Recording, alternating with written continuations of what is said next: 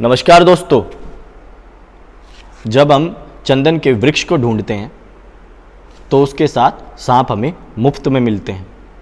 उसी प्रकार हमारे देश के अंदर इस्लामिक रेडिकलाइजेशन और अर्बन नक्सल्स के रहनुमाओं ने हमारे देश की संस्कृति को बदनाम करने का, हमारे देश को तोड़ने का अपना एजेंडा चला रखा। इनकी इस टुकड़े टुकड़े गैंग को आपने एंटी सीए प्रोटेस्ट के दौरान, इस कोरोना महामारी के दौरान और पिछले कुछ समय में इनके साथ कुछ बॉलीवुड हस्तियां जैसे स्वरा भास्कर, तापसी पन्नू, कुणाल कामरा, वरुण ग्रोवर एक जैसी स्ट्रैटेजिकल और पैटर्न से वारदातों को करते हुए आपने देखा है। इनका एक साथ मिलने का एक ही मकसद है, भारत को तोड़ना।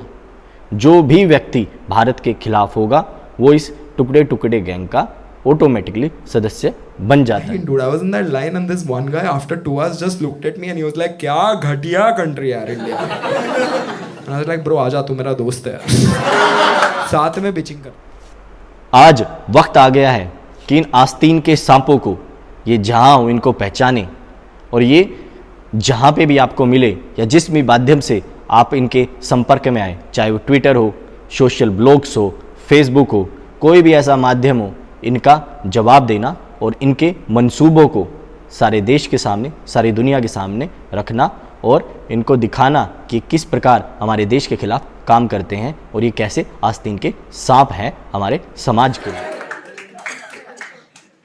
आपको चिल्लाना पड़ता है, there are snakes on the plane,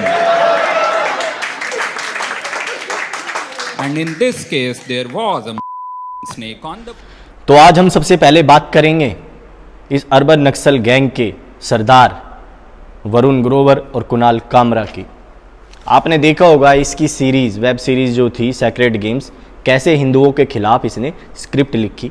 उसी प्रकार की स्क्रिप्ट इन लोगों के आपको शोज़ में नज़र आएगी। आपको एक बहुत ही कॉमन शब्द आपको नज़र आएगा जो हिंदुओं पर टारगेट करते हुए ये करते हैं, गाय का। आप बार बार इनकी हर वीडियोज़ में गाय को, भगवा को, इन शब्दों के प्रयोग को बार बार देखेंगे। अहमदाबाद में रनवे पे गाय आ गई, जाए जाए बाकी सब धाएं धाएं और सबसे बड़ी है गाय गाय। और इनकी बदतमीजी यहाँ तक नहीं रुकती, ये बीफ और मोमोज को कंपेयर करके कैसे गो हत्या को जस्टिफाई करते हैं। वरुण ग्रोवर की एक कॉमेडी वीडियो की एक एंडिंग जब मैं देखता हूँ तो उसमें नज़र आता है कि कैसे वो गौमूत्र का और बाबा रामदेव का मजाक बनाता है। आखिरी में उस वीडियो का एक छोटा सा कंटेंट है और फिर लास्ट में क्या लिखता है कि moral of the story, momos और बीफ ह्यूमैनिटी के लिए खतरनाक है। और कैसे उस कोट को वो डालकर कैसे वो जस्टिफाई करता है गो हत्या को। इनकी मेंटलिटी को हमें समझना होगा, कैसे ये हमारे देश की भोली भाली जनता को भ्रमित करते हैं। इस चीज को हमें देखना है। ये गौ माता करेगी। इनको ना तो मंदिर और बाथरूम में फर्क नजर आता, बहुत ही स्मार्टली ऐसे कंटेंट डालते हैं जिससे हमारे धर्म का मजाक उड़ाया जा सके, हमारे धर्म के प्रति लोगों की आस्थाएं कम हो। अंदर जाके आप भूल जाते हो बाथरूम है कि मंदिर है। आप देखेंगे पिछले कुछ समय में कैसे इस लोबी ने हमारे मंदिरों को, हमारे देवालयों को बदनाम करने की साजिश रची, कैसे मंदिरों को एक रेप का अड्डा दिखाया गया। इन्होंने अपनी वीडियोस में भी ये दिखाया कि मंदिरों का निर्माण केवल रेप करने के लिए होता है। जितने भी भूत प्रेत होते हैं वो हिंदू होते हैं। रोए उस दिन, पता है आपको, हम लोग रोए। कितना हर्ट कर यार, कितना हर्ट। हाँ, मंदिर बना के क्या रेप कर, क्या यार, व्हाट नॉनसेंस। एंड पता है ही इज टेलिंग कि भूत और विधवा लाइक सारे भूत हिंदू होते हैं। वो तो भला हो मेरे देश की जागरूक जनता का, जिसने ऐसे शोज की, पुलिस कंप्लेंट्स की, इनको कटघरे में लाके खड़ा किया।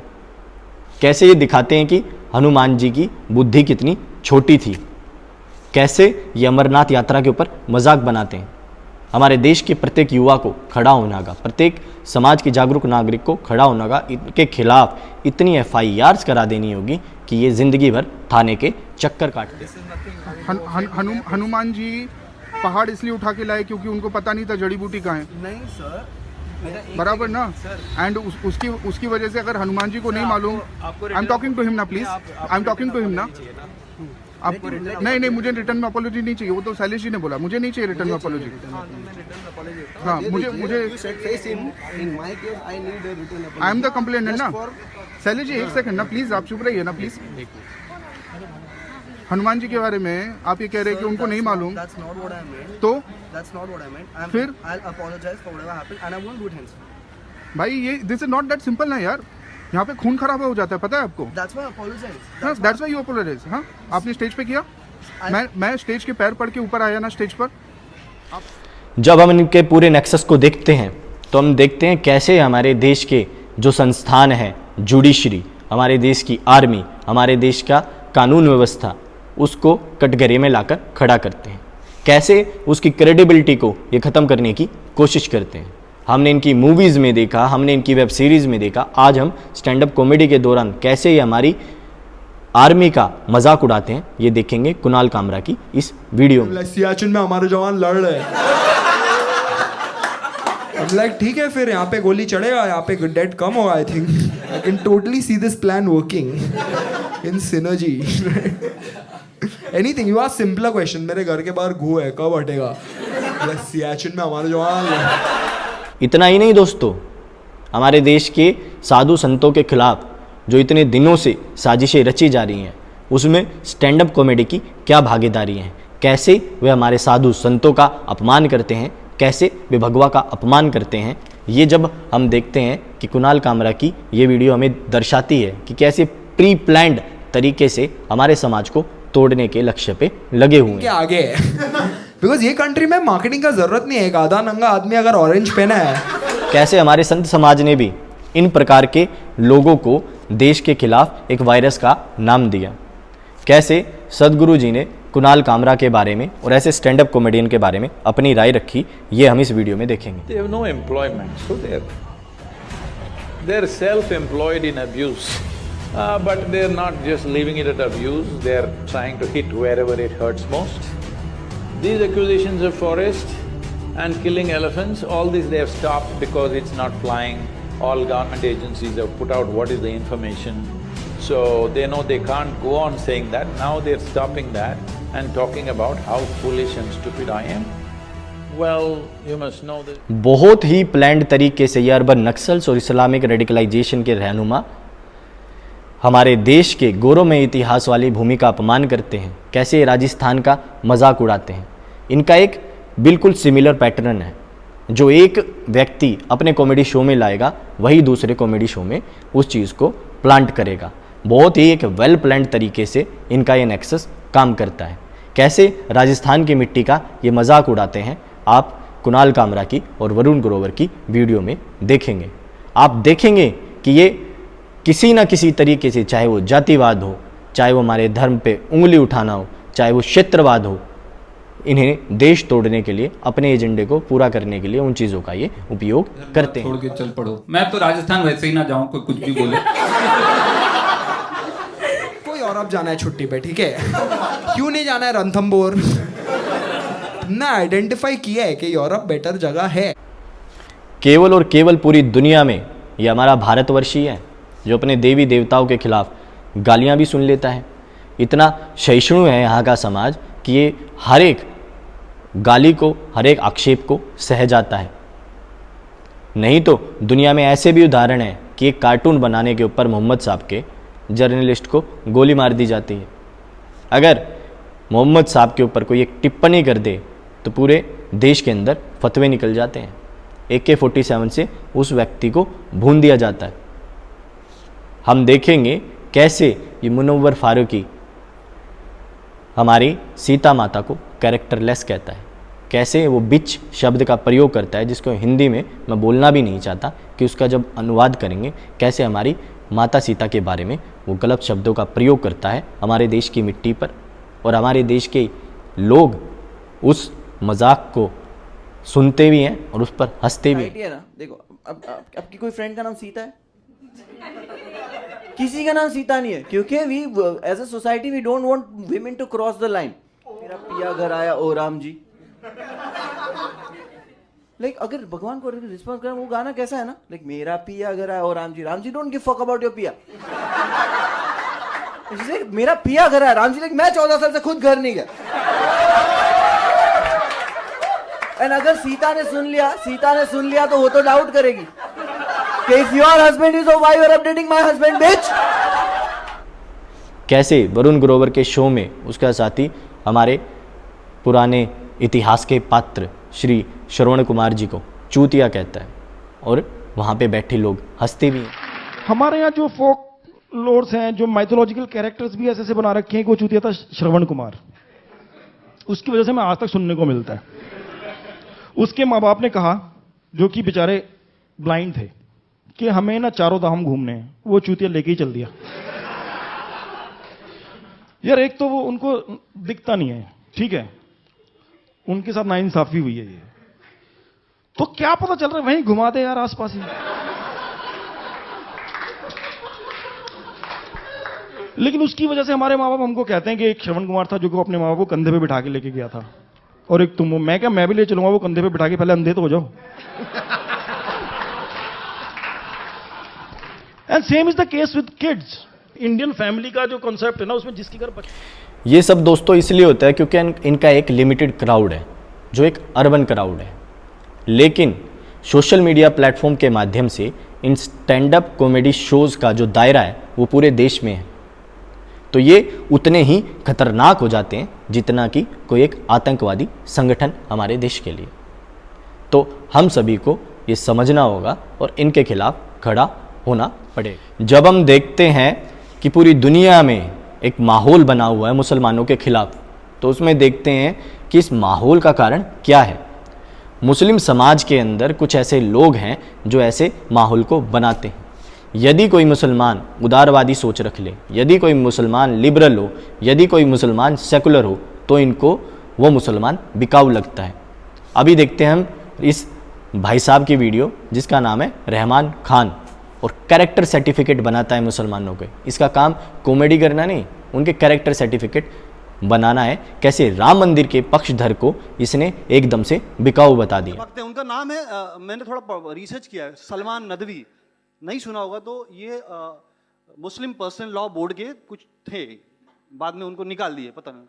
उन्होंने कहा कि मस्जिद कहीं भी बन सकता है, वहां जरूरी नहीं है। तो लोग शॉक हो गए यार कि मुसलमान इतना लिबरल हो सकता है, मुसलमान इतना ओपन। मैं बोल रहा हूं आपको, मजाक के अलावा मुसलमान भी लिबरल हो सकता है, ओपन माइंडेड हो सकता है, अगर सौदा डन हो जाए। अब हम बात करते हैं हमारे देश के अंदर कहे जाने वाले दबे कुचले समाज के एक लड़के की, मुनव्वर फारूकी की। हम देखते हैं कि कैसे गरबा नाइट्स, डांडिया नाइट्स के अंदर ईव टीजिंग की और लव जिहाद की घटनाएं हुई हैं। ये बंदा हमारे देश के अंदर रहकर कैसे ईव टीजिंग को ग्लोरीफाई करता है, ये इस वीडियो में आप देख सकते हैं। एंड मेरी कुछ मेमोरीज भी है बचपन की, नवरात्रि की। या I was very like young, 10 years old। मैं जब गरबा खेलने जाता था लड़की के साथ, उसकी फ्रेंड आके उसको बोलती थी ये लोग के साथ नहीं खेलने का, ये लोग 4 शादी करते।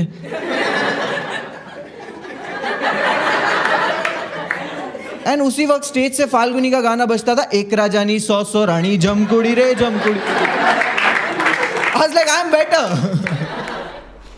दबा हुआ कुचला हुआ समाज का ही तो लड़का है, ईव टीजिंग को ग्लोरीफाई कर दिया तो क्या हो गया? सीता माता को कैरेक्टरलेस बोल दिया तो क्या हो गया? सीता माता को बिच बोल दिया तो क्या हो गया? और आगे चल के फिर इसी बात के बाद ये टेररिज्म को ग्लोरीफाई करता है। इस वीडियो में देख लीजिए। Making bomb it's not easy, I think is as difficult as मंदिर बनाना। No, I tell you, like educated Hindus don't want mandir bane, right? Agree? Uneducated Muslim don't know bomb kaise bane, because it's science. It takes so many things like ammonium nitrate, fuel oil, pyrotechnical filers, hexamethylene, black powder, oxidizer, detonator, brass cable, 1.7 EZ batteries. I still don't know how to make it, okay? Told you na, under training. But the bad part about this joke, when I was done writing this joke in my book, उसके कुछ दिन के बाद वो book मेरे dad को मिला। And now I don't know how to explain this shit. Because उस पर सब्जेक्ट में मैंने ही लिखा था how to make bomb. Dad ने कॉल करके घर पे बोला मेरा गांड फटी। लेकिन जैसे ही मैं घर पे गया बहुत गुस्से में थे, उन्होंने बुक मेरे मुंह पे फेंक के मारा। इस लाइक कौन सिखा रहा है बकवास तुझे, इसमें मेन आइटम मिसिंग है।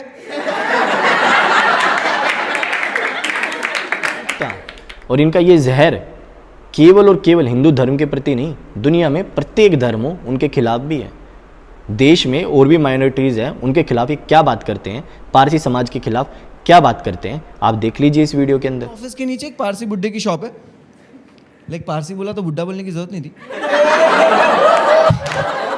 कैसे ये अपने धर्म के अंदर हो रही गलत चीज़ों का ग्लोरिफिकेशन करते हैं। इनकी मेंटलिटी को आप लोग समझिए। कैसे बड़ी रात के दौरान पूरी दिल्ली के अंदर कानून व्यवस्थाएं तोड़ दी जाती है, ये हम सब देख चुके हैं न्यूज़ चैनलों पे। कैसे ये उस रूल रेगुलेशन तोड़ने वाली वारदातों को ग्लोरीफाई भी करता है और साथ में अपने धर्म के अंदर होने वाले बहुविवाह को ये कैसे ग्लोरीफाई करता है, आप इसकी वीडियो में देख सकते हैं। मोटो जीपी होता है, उसको हम लोग बड़ी रात बोलते हैं। बाइक पे निकलते बच्चे, ट्रिपल सीट, कॉज पॉपुलेशन। और क्या राइड, आप लोगों को पता है मुस्लिम लड़के कैसे बाइक चलाते हैं? सुसाइड बॉम्ब बचो, ये सुसाइड राइडर्स है। सुसाइड राइडर और लिटरली फुटपाथ पे गाड़ी चलाते हैं। सलमान खान फैन भी नहीं है क्योंकि एजुकेटेड है। फुटपाथ पे गाड़ी चला दे डोंगरी के लड़के। और पता है कैसा, और डोंगरी की लड़की पतली वाली बुरखे में एक लड़की रहेगी, ऐसा पकड़ के बैठती है, जैसे उड़ाने वाला है ये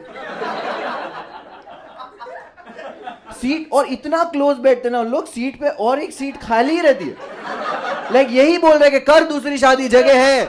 लेकिन ये सब होता क्यों है? क्योंकि हिंदू समाज चुप रहता है इनकी हरकतों के बाद भी, और हमारी चुप्पी इनके लिए ईंधन का काम करती है। और इन अर्बन नक्सल्स का और इस्लामिक रेडिकलाइजेशन करने वालों का अपना एजेंडा चलता रहता है। प्रत्येक युवा को, प्रत्येक समाज के नागरिक को इनके खिलाफ खड़ा होना पड़ेगा, और जो भी माध्यम आपके पास है उस माध्यम के साथ आवाज़ उठाइए।